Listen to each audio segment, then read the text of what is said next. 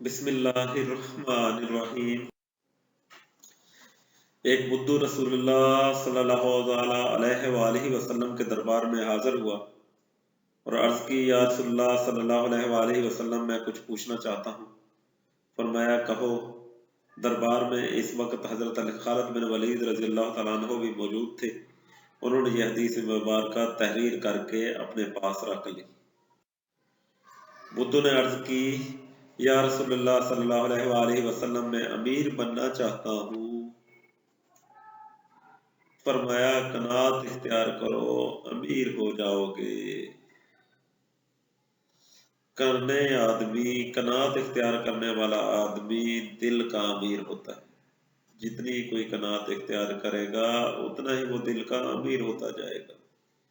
جتنی قناعت دل سے نکلتی جائے گی اتنی ہی دل میں غربت پیدا ہوتی چلی جائے گی۔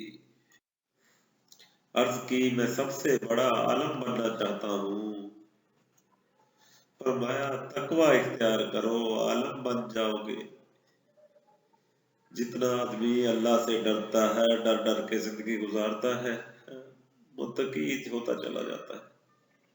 جتنا متقی ہوتا چلا جاتا ہے اتنا ہی اس کے علم میں بھی اضافہ ہوتا چلا جاتا ہے۔ متقی آدمی اللہ کی ناراضگی سے ڈر سے ہر چیز کو پوچھ کر چلتا ہے، اور جب وہ ہر چیز کو پوچھے گا تو اس کے علم میں اضافہ ہوتا چلا جائے گا۔ تقوی جو ہے عالم بننے کے لیے سب سے پہلی شرط ہے۔ اگر کوئی عالم بننا چاہتا ہے تو اس کو چاہیے سب سے پہلے متقی بنے۔ کہ عرض کی، عزت والا بننا چاہتا ہوں۔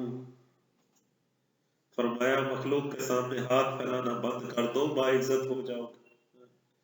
جو آدمی خالق کو چھوڑ کے مخلوق کے سامنے ہاتھ پھیلاتا ہے اس کی عزت جاتی رہتی ہے، اور جو خالق کے سامنے ہاتھ پھیلاتا ہے اللہ کی ذات اس کی عزت بڑھا دیتے ہیں۔ جتنا خالق کے سامنے ہاتھ پھیلائیں گے اتنی عزت بڑھے گی۔ مخلوق کے سامنے جتنے ہاتھ جو ہے پھیلائیں گے عزت ختم ہوتی چلی جائے گی۔ عرض کی، اچھا آدمی بننا چاہتا ہوں۔ فرمایا، لوگوں کو نفع پہنچاؤ۔ جو دوسروں کو نفع پہنچاتا ہے وہ سب سے اچھا آدمی ہوتا ہے۔ اچھا آدمی فائدے کے وقت دوسروں کو آگے کرتا ہے اور نقصان کے وقت خود کو آگے کرتا ہے۔ عرض کی، طاقتور بننا چاہتا ہوں۔ فرمایا، اللہ تعالیٰ پر توکل کرو۔ جتنا آدمی اللہ پر توکل کرے گا اتنا ہی مضبوط ہوتا چلا جائے گا۔ جتنا آدمی توکل کو چھوڑے گا اتنا ہی کمزور ہوتا چلا جائے گا۔ اللہ کی ذات نے جو یہ توکل دیا ہے یہ دنیا کا سب سے قیمتی خزانہ ہے۔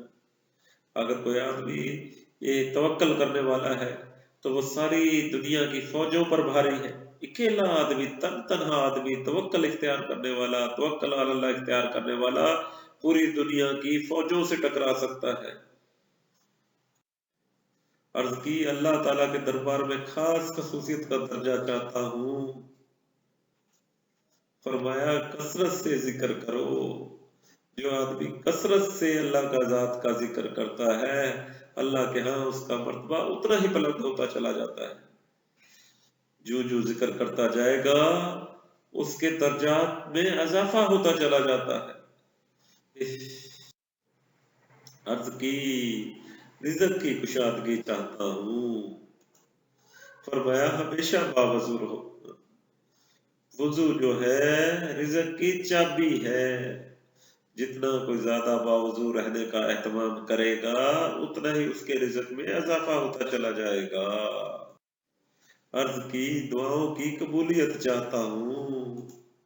فرمایا، حرام نہ کھاؤ، حرام نہ کھاؤ۔ حرام کھانے سے دعائیں قبول نہیں ہوتی۔ جو حلال کی روزی کماتا ہے اللہ کی ذات اس کی دعاؤں کو قبول کر لیتے ہیں، اور جو حرام کی روزی کماتا ہے اللہ کی ذات اس کو طرح طرح کی پریشانیوں میں مبتلا کر دیتے ہیں۔ عرض کی، ایمان کی تکمیل چاہتا ہوں۔ ایمان کو مکمل کرنا چاہتا ہوں۔ فرمایا اچھے اخلاق پیدا کر لو، ایمان مکمل ہو جائے گا۔ جس کے اخلاق اچھے پیدا ہو گئے اس کے ایمان کی تکمیل ہوگی۔ برے اخلاق والے آدمی کا ایمان کبھی مکمل نہیں ہو سکتا، کبھی کامل نہیں ہو سکتا۔ اچھا اخلاق جو ہے ایمان کو کامل بنانے کے لیے بنیادی شرط ہے۔ عرض کی قیامت کے روز اللہ تعالیٰ سے گناہوں سے پاک ہو کر ملنا چاہتا ہوں۔ فرمایا جنابت کے بعد فوراً غسل کیا کرو۔ فرض غسل جو ہے گناہوں کو دھو ڈالتا ہے۔ عرض کی عادل بننا چاہتا ہوں۔ فرمایا جسے اپنے لیے اچھا سمجھتے ہو وہی دوسروں کے لیے پسند کرو۔ عادل آدمی جو ہے ہمیشہ دوسروں کو ساتھ ایسا ہی سلوک کرتا ہے جیسا اپنے ساتھ کر رہا ہو، اور اللہ کی ذات عادل آدمی انسان کو قیامت کے دن اپنے عرش کا سایہ نصیب فرمائے گے، عرش کا سایہ نصیب فرمائے گے۔ عرض کی قیامت کے دن نور میں اٹھنا چاہتا ہوں۔ فرمایا ظلم کرنا چھوڑ دو۔ ظلم جو ہے قیامت کے دن اندھیرا ہے، آج کا ظلم کل کا اندھیرا ہے۔ آج کا ظلم سے بچنا قیامت کے دن روشنی کا باعث بنے گا۔ اپنے آپ کو ظلم سے بچانا ہے، کسی کے ساتھ کمزور کے ساتھ ظلم نہیں کرنا، کسی کو اپنے پاؤں کے نیچے نہیں کچلنا۔ عرض کی چاہتا ہوں اللہ تعالیٰ مجھ پر رحم کرے۔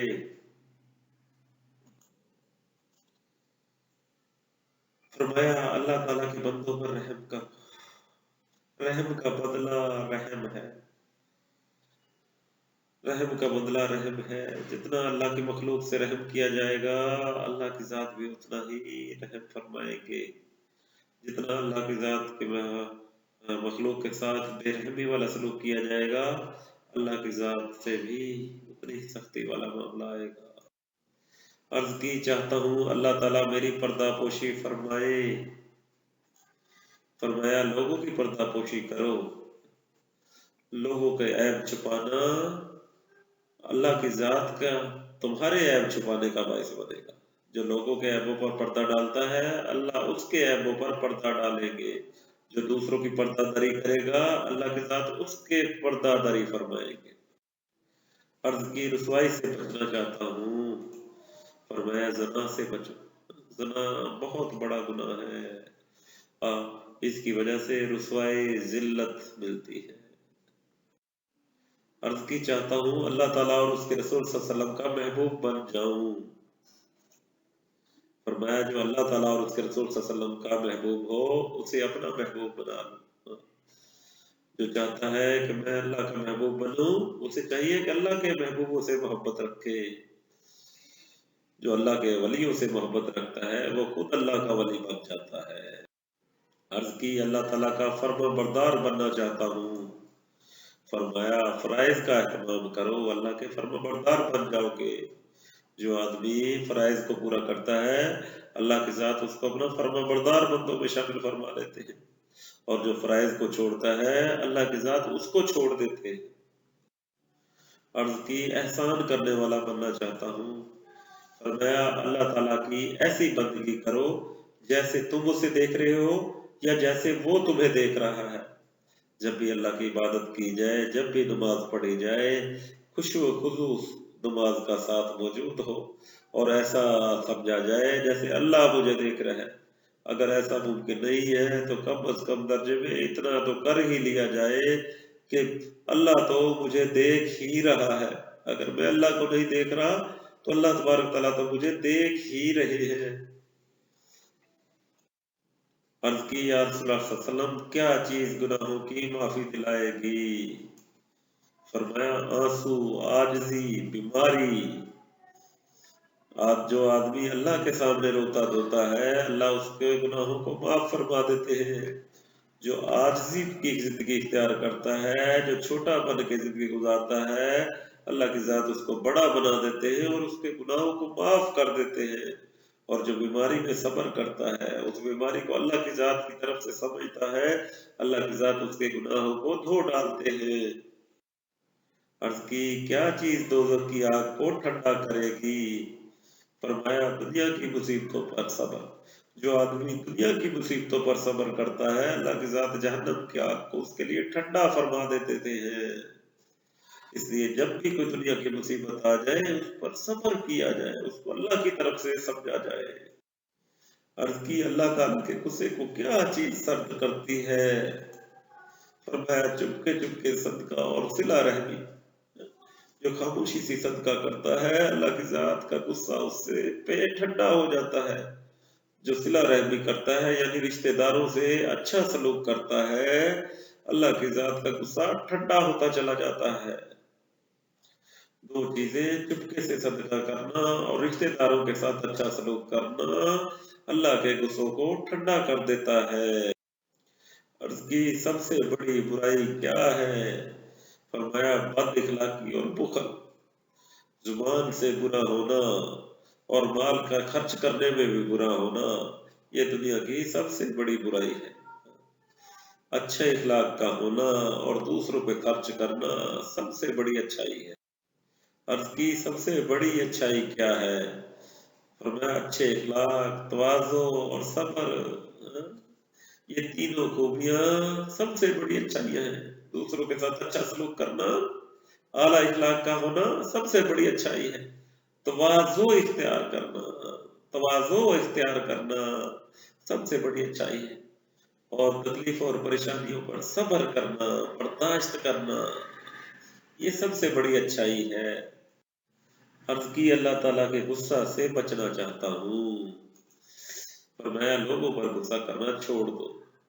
जो लोगों पर गुस्सा करना छोड़ देता है, खालक भी उस पर गुस्सा करना छोड़ देता है। जो लोगों को गुस्सा खालक के गुस्सा से बचना चाहता है, उसको चाहिए कि मखलूक पर गुस्सा ना करे।